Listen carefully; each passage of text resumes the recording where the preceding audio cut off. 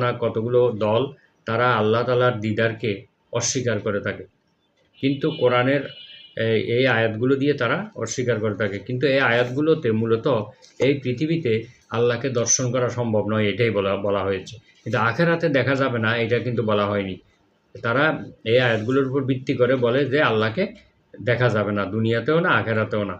কিন্তু আসলে আখেরাতে আল্লাহকে দেখা যাবে। এই ব্যাপারে ইমাম আবু হানিফা রাহিমাহুল্লাহ তার আল ফিকহুল আকবর নামক আকীদা গ্রন্থে বলেছেন, আল্লাহু তাআলা ইউরা ফিল আখিরাতে, আল্লাহ তাআলাকে আখেরাতে দেখা যাবে।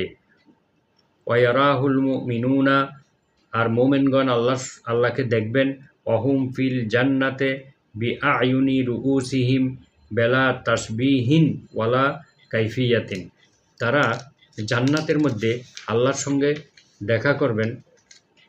এই দর্শন সকল ধরনের তুলনা এবং প্রকৃতি নির্ধারণ ব্যতিরেকে। এই দেখাটা কিভাবে হবে এবং এর জন্য কোনো কিছুর সঙ্গে তুলনা করা যাবে না এবং এর স্বরূপ বর্ণনা করা যাবে না। এর প্রকৃতি কীরকম হবে, এরকম কোনো প্রকৃতি নির্ধারণ ব্যতিরেকে আল্লাহ তাআলাকে দেখা যাবে।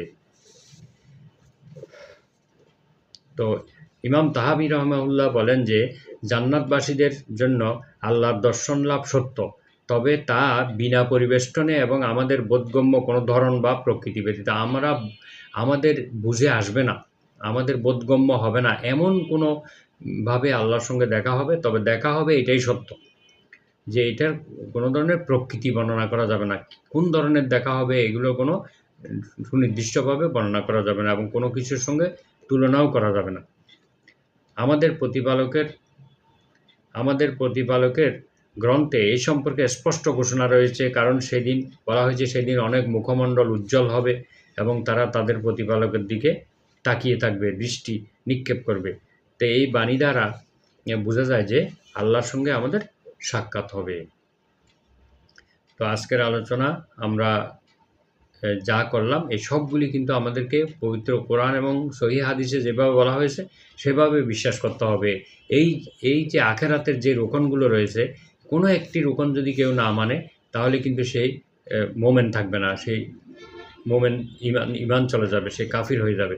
সুতরাং প্রতিটি রোকনের প্রতি আমাদের বিশ্বাস রাখতে হবে, যেভাবে কোরআনে এবং হাদিসে এসেছে এবং আকীদা গ্রন্থগুলোর মধ্যে এসেছে।